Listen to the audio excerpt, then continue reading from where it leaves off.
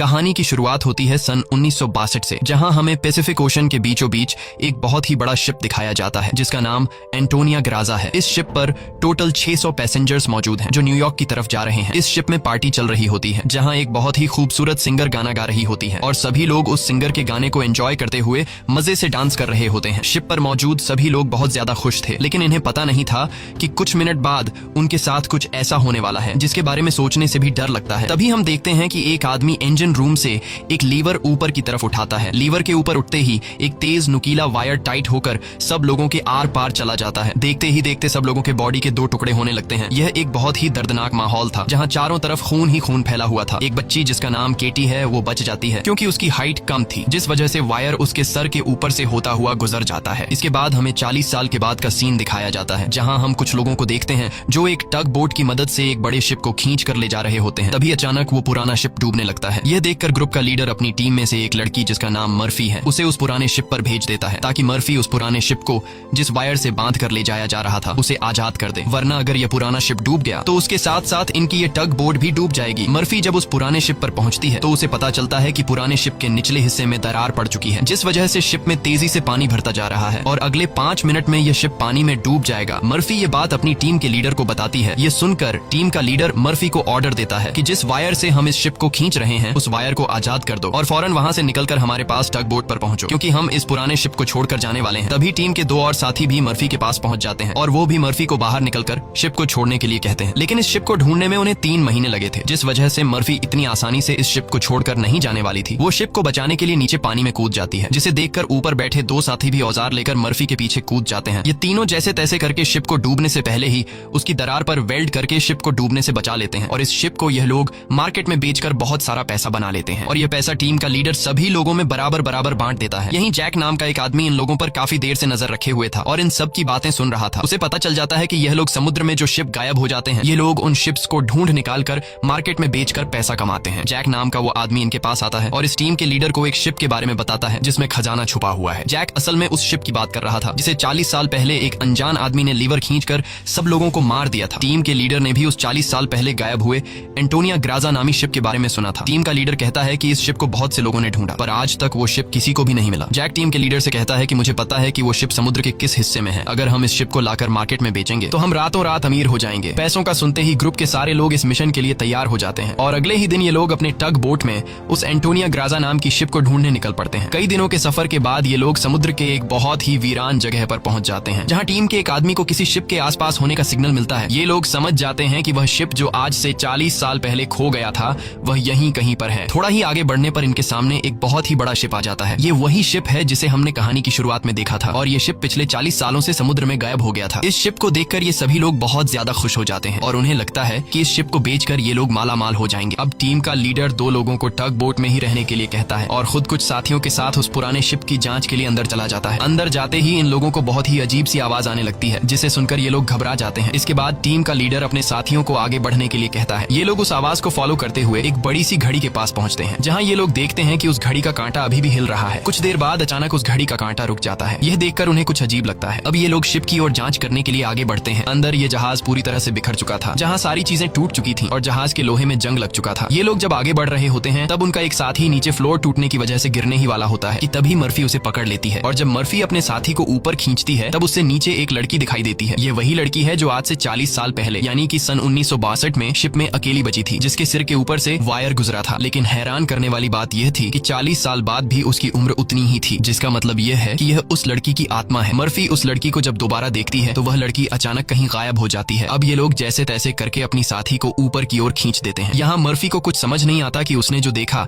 वह सच था या फिर कोई वहम, लेकिन यह सब देखकर मर्फी बहुत ज्यादा डर जाती है। अब यह शिप बहुत ही ज्यादा बड़ा था इसलिए ये लोग इसे और एक्सप्लोर करने लगते हैं और चलते चलते शिप के मेन कैबिन तक पहुंच जाते हैं जहां जांच करते हुए उन्हें एक डिजिटल वॉच मिलती है। ये देखकर ये लोग कंफ्यूज्ड हो जाते हैं क्योंकि आज से 40 साल पहले इस तरह की डिजिटल वॉच नहीं हुआ करती थी और इस वॉच को देखकर ये लोग समझ जाते हैं कि जरूर हमसे पहले भी यहाँ कुछ लोग आ चुके हैं। इसके बाद ये सब वापस अपने टग बोट पर आते हैं और टीम का लीडर डिसाइड करता है कि अगले दिन हम इस शिप को टग बोट से बांध कर ले जाएंगे। अगली सुबह उन्हें पता चलता है कि शिप में एक बहुत बड़ा होल है जिसकी वजह से धीरे धीरे शिप पानी में डूब रहा है। टीम का लीडर कहता है कि इस हालत में शिप को टग बोट से बांध कर ले जाना नामुमकिन है क्योंकि शिप में ढेर सारा पानी जमा हो चुका है। पानी की वजह से शिप का वजन कई गुना बढ़ चुका है, इसीलिए इस पुराने शिप को टग बोट से बांधकर ले जाना एक बेवकूफी होगी। अब ये लोग डिसाइड करते हैं कि पहले हम शिप के होल को वेल्ड करके बंद करेंगे और फिर शिप के अंदर मौजूद सारा पानी निकालकर इसे टग बोट से बांध कर ले जाएंगे। कैप्टन की बात सबको ठीक लगती है, जिसके बाद ये सभी अपने अपने काम पर लग जाते हैं। कुछ साथी शिप के होल को रिपेयर करने में लग जाते हैं और कुछ शिप के अंदर मौजूद खजाना ढूंढने में लग जाते हैं। मर्फी खजाने की जांच में आगे बढ़ते हुए एक स्विमिंग पूल के पास पहुंचती है। स्विमिंग पूल को देखकर वह हैरान रह जाती है, क्योंकि स्विमिंग पूल पर ढेर सारे गोलियों के निशान थे। अब वह स्विमिंग पूल से जब ऊपर की तरफ आ रही होती है,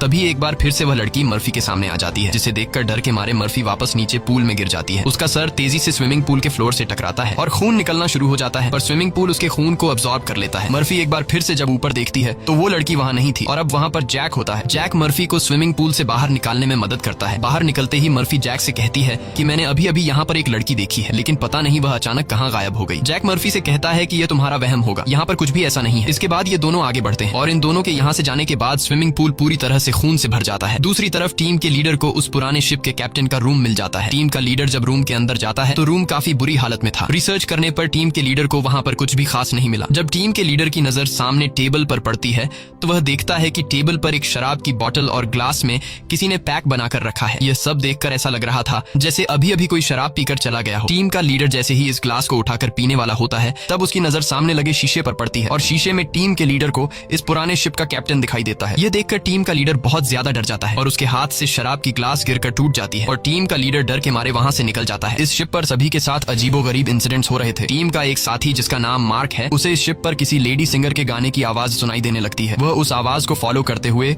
शिप के ग्राउंड एरिया में पहुंच जाता है, जहां पर वह लेडी सिंगर भी मौजूद होती है। ये वही सिंगर थी जिसे हमने कहानी की शुरुआत में देखा था। दूसरी तरफ मर्फी और जैक आगे बढ़ते हुए लॉन्ड्री रूम से बाहर जाने वाले गेट को जैसे ही खोलते हैं, तभी अंदर जमा हुआ सारा पानी उनके ऊपर आ जाता है, जिसमें कई सारे लोगों की डेड बॉडीज थीं। मर्फी और जैक डर के मारे वहां से आगे बढ़ने लगते हैं। आगे बढ़ते हुए उनके सामने एक कैबिन का दरवाजा खुलता है। अंदर जाने पर जैक को एक बहुत ही लग्जरी कार मिलती है, जिसे देखकर वह बहुत खुश होता है, पर मर्फी को यहाँ कुछ गड़बड़ महसूस होता है, इसलिए वह जल्दी ही यहाँ से निकलना चाहती थी। तभी एक दूसरे रूम से उन्हें कुछ हिलता हुआ नजर आता है। जब ये दोनों उस चीज के करीब आते हैं और उसके ऊपर रखा हुआ सामान हटाकर देखते हैं तो उनकी आंखें खुली की खुली रह जाती हैं, क्योंकि वहां पर सोने से भरा हुआ एक बॉक्स पड़ा था। ये देखकर मर्फी अपने बाकी साथियों को तुरंत बुला लेती है और जब सब यहाँ पहुंचते हैं तो सामान हटाने पर उन्हें इसी तरह के 9 बॉक्स मिलते हैं और हर एक बॉक्स में 28 गोल्ड प्लेट्स पड़ी हुई थी, जिसे देखकर सभी की खुशी का ठिकाना नहीं रहता, क्योंकि ये सभी रातों रात अमीर हो गए। इतने बड़े खजाने को ढूंढने के बाद ये लोग डिसाइड करते हैं कि इस शिप को यहीं छोड़ देंगे और सिर्फ सोना यहाँ से लेकर जाएंगे। इसके बाद ये लोग सारा का सारा गोल्ड अपने टग बोट पर रख देते हैं और अब ये लोग यहाँ से निकलने की तैयारी करते हैं। टग बोट को चलाने वाला कैप्टन बोट को स्टार्ट करने के लिए इंजन की सफाई करने लगता है और तभी हमें दिखाया जाता है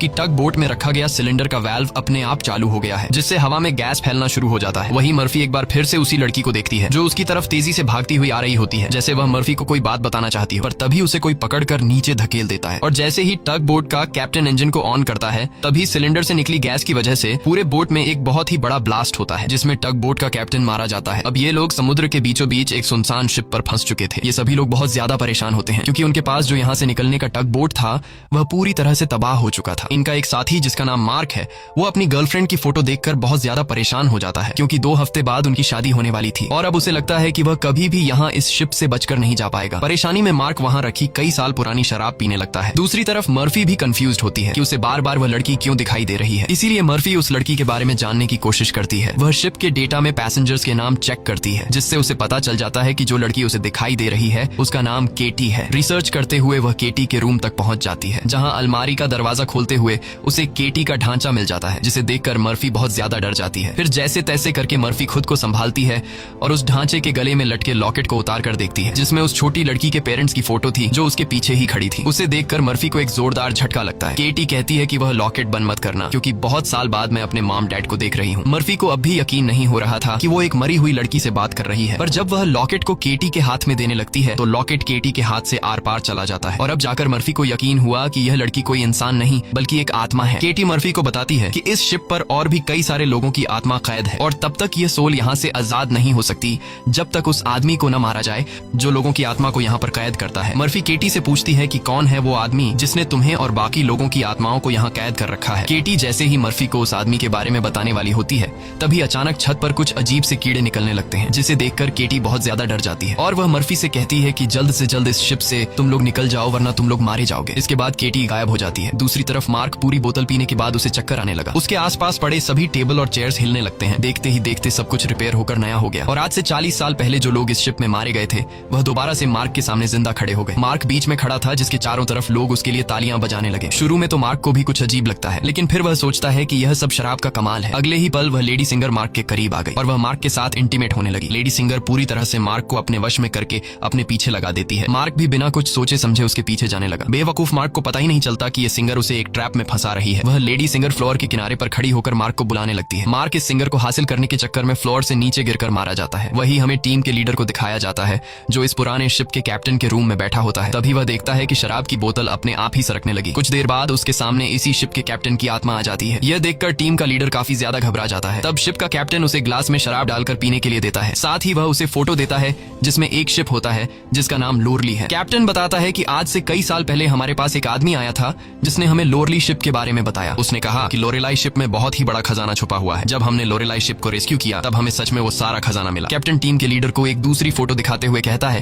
कि ये वो आदमी है जिसने हमें लोरेलाई शिप का बताया था। टीम का लीडर उस आदमी की फोटो देखकर उसके गले में सांसें अटक जाती हैं क्योंकि वह आदमी कोई और नहीं बल्कि जैक था और यह फोटो 40 साल पुरानी थी। 40 साल गुजरने के बाद आज भी उसकी उम्र में कोई बदलाव नहीं हुआ। वह फोटो में बिल्कुल वैसा ही दिख रहा था जैसे 40 साल पहले दिखता था। अब टीम का लीडर समझ जाता है कि जैक कोई इंसान नहीं बल्कि एक भूत है। ये सब समझते ही टीम का लीडर जल्द ही अपनी टीम को इस शिप से निकालना चाहता था। वह जल्दी से अपने साथियों को ढूंढने लगता है पर तभी उसके सामने उसका वही साथी आ जाता है जो टग बोट में गैस खुलने की वजह से ब्लास्ट में मारा गया था। दरअसल ये ब्लास्ट में मारे जाने वाले आदमी की आत्मा होती है जो टीम के लीडर को मारने के लिए आगे बढ़ता है। लीडर उससे खुद को बचाने के लिए भागता है लेकिन तभी उसके सामने मर्फी आ जाती है। अब ब्लास्ट में मारा जाने वाले आदमी की आत्मा तो गायब हो जाती है पर टीम के लीडर को मर्फी का चेहरा उसी ब्लास्ट में मारे जाने वाले साथी की तरह दिख रहा होता है जो कुछ देर पहले भूत बनकर उसके पीछे आ रहा था। इसीलिए टीम का लीडर मर्फी को भूत समझकर उसके ऊपर हमला कर देता है पर मर्फी खुद को बचाने के लिए उसके पैर को घायल कर देती है। लेकिन इससे टीम के लीडर का ज्यादा कुछ नहीं बिगड़ता। वह दोबारा से मर्फी पर हमला करने के लिए खड़ा होता है। इससे पहले कि वह मर्फी को मार पाता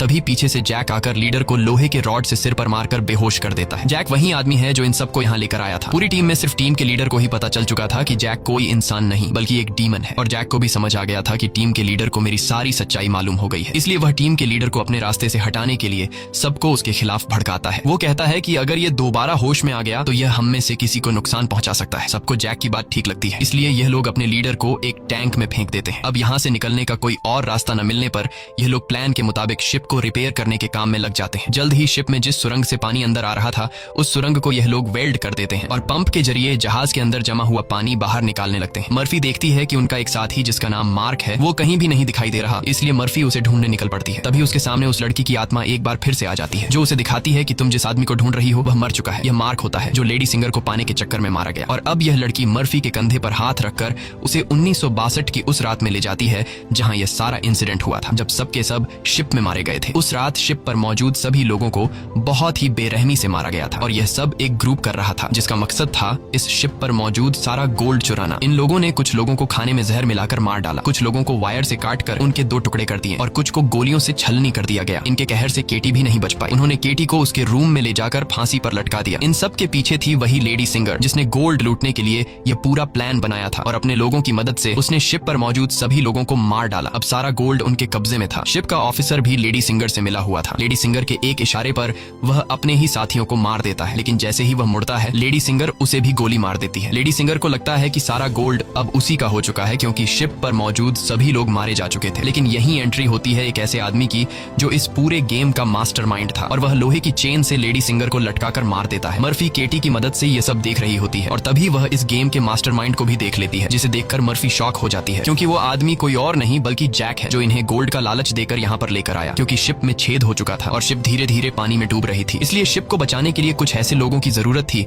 जो शिप को डूबने से बचा सके। इसलिए जैक ने चालाकी से इन्हें यहाँ लाया। अब शिप पूरी तरह से ठीक हो चुकी थी इसलिए जैक को अब इन लोगों की कोई जरूरत नहीं थी और अब वह इन सबको भी मार देगा। यह सब समझते ही मर्फी को याद आता है कि हमने जैक की बातों में आकर अपने लीडर को टैंक में बंद कर दिया था। अब मर्फी अपने लीडर की जान बचाने के लिए उसके पास दौड़ कर जाती है, लेकिन अब टैंक में पानी भरने की वजह से लीडर की मौत हो गई होती है। मर्फी अपने लीडर को बचाने के लिए टैंक का कांच तोड़ने की कोशिश करती है, पर टैंक का कांच बहुत ही मजबूत था, इसलिए लाख कोशिश करने के बावजूद भी लीडर को बचा नहीं पाती। इसके बाद मर्फी अपने एक साथी के पास आती है जिसका नाम डॉज है। मर्फी डॉज को जैक की सारी सच्चाई बता देती है और कहती है कि जैक तुम्हें जहां भी नजर आए उसे शूट कर दो, मैं अपने एक और साथी को ढूंढने जा रही हूँ। मर्फी के जाने के कुछ देर बाद जैक डॉज के सामने आ जाता है, जिसे मर्फी ने कहा था कि जैक जहां भी नजर आए उसे शूट कर दो। डॉज जैक से कहता है कि यहीं पर खड़े रहो और अपनी जगह से हिलना मत। ये सुनकर जैक समझ जाता है कि मर्फी ने इसे मेरी सारी सच्चाई बता दी है। तब जैक डॉज को बातों में उलझाकर डॉज से बंदूक छीनने की कोशिश करता है, लेकिन डॉज जैक की होशियारी समझ जाता है और वो फौरन जैक पर बंदूक की गोली चला देता है, जिससे जैक दूर जा गिरता है। जिसके बाद डॉज जैक के पास आता है और देखता है कि जैक मारा जा चुका है। यह देखकर डॉज वहां से चला जाता है, लेकिन हम देखते हैं कि जैक अभी भी मरा नहीं है। दूसरी तरफ मर्फी अपने जिस साथी को ढूंढने गई थी, मर्फी को पता चल जाता है कि वो पानी में मारा गया है। अब डॉज के अलावा मर्फी के सारे साथी मारे जा चुके थे, इसलिए मर्फी डिसाइड करती है कि वो इस पूरे शिप को तबाह कर देगी। जिसके बाद मर्फी शिप के हर एक कोने में बॉम्ब फिट करने लग जाती है और तभी उसके पास डॉज आ जाता है। डॉज मर्फी को बताता है कि मैंने जैक को मार दिया। ये सुनकर मर्फी कहती है कि जैक नहीं मरने वाला है, क्योंकि जैक कोई इंसान नहीं बल्कि एक डीमन है, इसलिए हमें यह पूरी शिप ब्लास्ट करनी होगी ताकि जैक हमारी तरह और किसी इंसान को यहाँ लाकर न फंसा सके। और जैक ने जितने भी सोल्स को इस शिप में कैद कर रखा है वो सभी आजाद हो जाएंगे। डॉज यहाँ पर गुस्से से मर्फी को समझाता है कि हमें शिप को ब्लास्ट नहीं करना चाहिए, क्योंकि इस तरह से शिप में रखा सारा गोल्ड बर्बाद हो जाएगा और हमें बिना गोल्ड हासिल किए खाली हाथ घर लौटना होगा। मर्फी कहती है कि यह गोल्ड दरअसल जैक का एक चाल है जो हम यहाँ से कभी भी नहीं ले जा पाएंगे, इसलिए मुझे हर हाल में यह शिप ब्लास्ट करनी होगी। अब जैक समझ जाता है कि मर्फी किसी भी हाल में नहीं मानने वाली, इसलिए जैक अपने असली रूप में आ जाता है, जिससे हम समझ जाते हैं कि जैक ने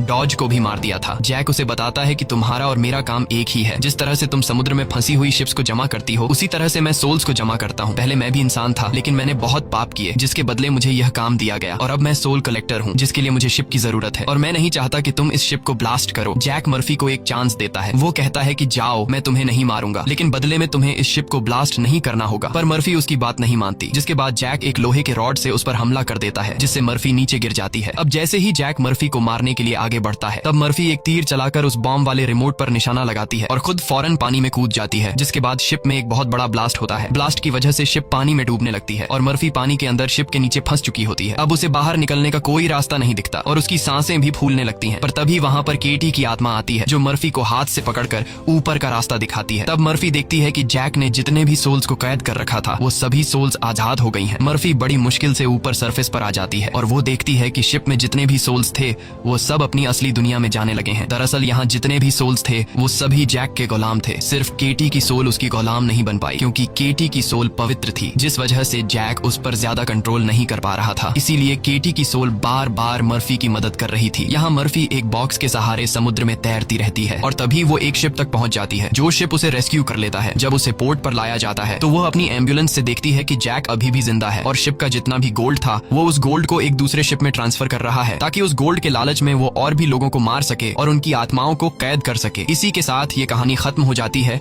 अगर आपको हमारी वीडियो अच्छी लगी हो तो हमारे चैनल को सब्सक्राइब और वीडियो को लाइक जरूर कीजिएगा।